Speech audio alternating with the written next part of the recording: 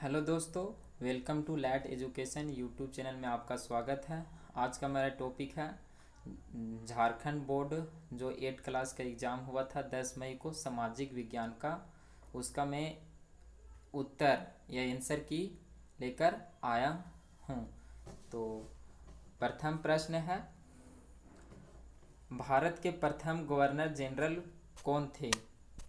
तो इसका सही उत्तर है ऑप्शन ए, वारियन हेस्टिंग थे। अगला प्रश्न है, औरंगजेब की मृत्यु कब हुई? तो इसका सही उत्तर है ऑप्शन 3, 1707 ईस्वी में। अगला प्रश्न है 3, भारत में पहला चाय बागान कब लगाया गया था? तो इसका सही उत्तर हो जाएगा ऑप्शन 2, 1835 में लगाया गया था। अगला प्रश्न है, फोर रैयतवाड़ी व्यवस्था कहाँ लागू की गई थी? तो इसका सही उत्तर है ऑप्शन 1, बम्बई और मद्रास में। अगला प्रश्न है 5, बिरसा मुंडा के पिता का नाम क्या था? तो इसका सही उत्तर है सुगना मुंडा। अगला प्रश्न 6, झारखंड में अंग्रेजों का प्रवेश किस जिले से हुआ था? तो सही उत्तर है ऑप्शन 4, सिंहभूमि क्षेत्र से। अगला प्रश्न है 107, बक्सर युद्ध के समय मुगल बादशाह कौन था? तो इसका सही उत्तर है ऑप्शन 2, शाह आलम द्वितीय था। अगला प्रश्न 108, भारत का क्षेत्रफल कितना है?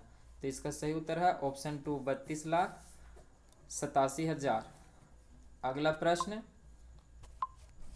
109, खेरवा विद्रोह की शुरुआत किसने की थी? तो इसका सही उत्तर है ऑप्शन 3, अर्जुन और तिलका मांझी ने मिलकर किया था। अगला प्रश्न 110, बस्तर विद्रोह कब हुआ? तो इसका सही उत्तर है ऑप्शन 3, 1910 में हुआ था। अगला प्रश्न, अस्थायी बंदोबस्ती व्यवस्था किस गवर्नर जनरल के समय शुरू हुई?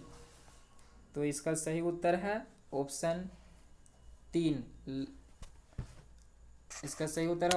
लॉर्ड कॉर्नवालिस के समय। अगला प्रश्न 112, भारतीय राष्ट्रीय संग्रहालय कहाँ बनाया गया है? तो इसका सही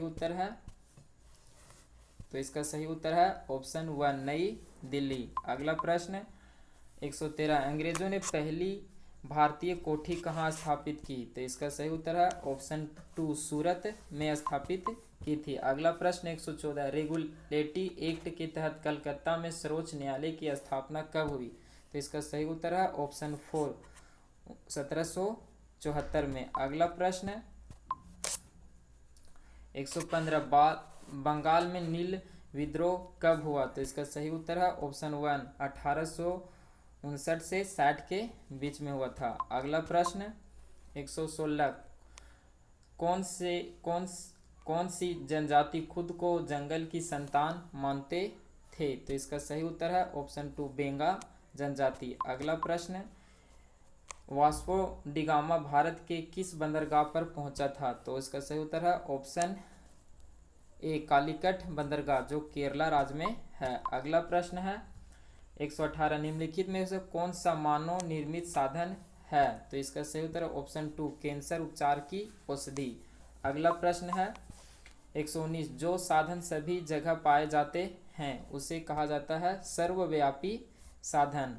अगला प्रश्न है 120, गैर परंपरागत ऊर्जा के स्रोत हैं? तो इसका सही उत्तर है ऑप्शन 4, ये इनमें से सभी इसका सही उत्तर है। अगला प्रश्न है 121, उद्योगों की जननी किस खनिज को कहते हैं? तो इसका सही उत्तर है ऑप्शन 1, कोयला को कहा जाता है। अगला प्रश्न है 122, देश के युवाओं में कौशल विकास हेतु प्रधानमंत्री कौशल विकास योजना कब से चलाई गई? तो इसका सही उत्तर है ऑप्शन 2, वर्ष 2015 से। अगला प्रश्न 123, जिन खनिजों को निकालने के लिए गहन कूपों की खुदाई की जाती है वह है? तो इसका सही उत्तर है ऑप्शन 2, पर बेंधन।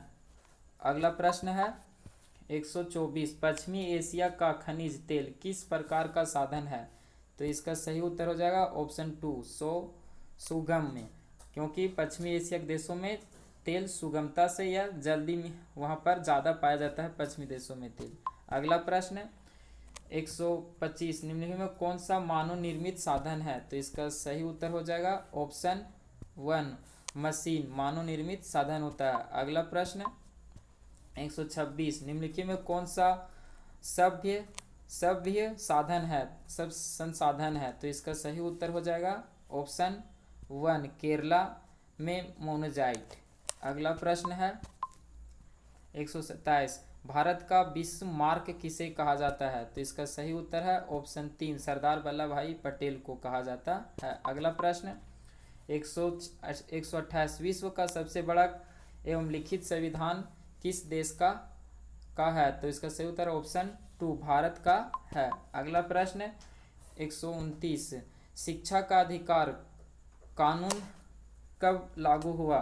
तो इसका सही उत्तर है ऑप्शन 1, 1 अप्रैल 2010 को। अगला प्रश्न है 130, वर्तमान में मौलिक अधिकार कितने हैं? तो इसका सही उत्तर है ऑप्शन 2, 6 मौलिक अधिकार हैं। अगला प्रश्न 131, भारत की प्रथम महिला राष्ट्रपति कौन है? तो उसका सही उत्तर है या कौन थी? तो इसका वो सही उत्तर है ऑप्शन 2, प्रतिभा देवी सिंह पाटिल। अगला प्रश्न, भारत कब गणतंत्र घोषित हुआ? तो इसका सही उत्तर है ऑप्शन 2, 26 नवंबर 1950 को गणतंत्र हुआ भारत। अगला प्रश्न है, संविधान के किस अनुच्छेद में अस्पृश्यता उन्मूलन का प्रावधान है? तो इसका सही उत्तर है ऑप्शन 3, अनुच्छेद 17 में।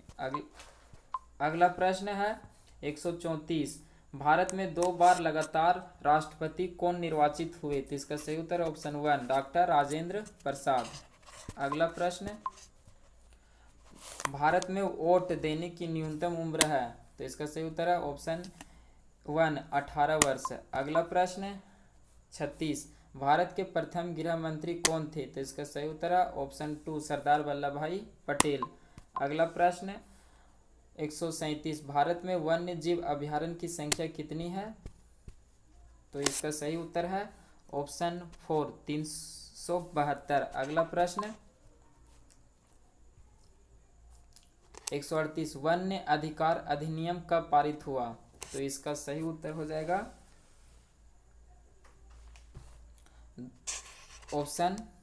इसका सही उत्तर हो जाएगा ऑप्शन 3, 2006 को पारित हुआ। अगला प्रश्न, भारत के प्रथम प्रधानमंत्री कौन थे? तो इसका सही उत्तर है ऑप्शन 1, पंडित जवाहरलाल नेहरू। अगला प्रश्न, 42वां संविधान संशोधन कब हुआ? तो इसका सही उत्तर है ऑप्शन 4, 1976 में। अगला प्रश्न है, अभिव्यक्ति की आज़ादी किस प्रकार का मौलिक अधिकार है? तो इसका सही उत्तर है ऑप्शन 3, स्वतंत्रता का अधिकार।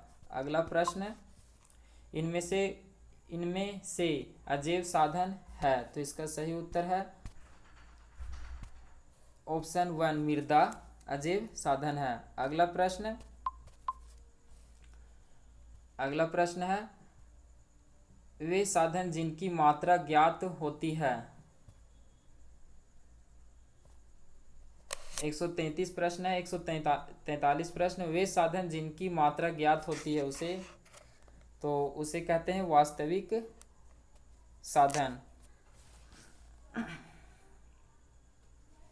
अगला प्रश्न है 144, झारखंड में कोयला उत्पादक क्षेत्र? तो इसका सही उत्तर है ऑप्शन 4, ये सभी, धनबाद, बोकारो और चतरा, ये सभी जगह पर कोयला उत्पादन होता है। अगला प्रश्न 145, विश्व की सबसे गहरी सोने की खान कौन है? तो इसका सही उत्तर जाएगा ऑप्शन 1, कोलार गोल्ड फील्ड है, कोलार इसे कहते हैं। अगला प्रश्न 146, आदिवासी शब्द का अर्थ है? तो इसका सही उत्तर हो जाएगा ऑप्शन 2, मूल निवासी। अगला प्रश्न है, राष्ट्रध्वज का आदर करना हमारा मौलिक कर्तव्य है? इसका आंसर हो जाएगा ऑप्शन 2, मौलिक कर्तव्य है।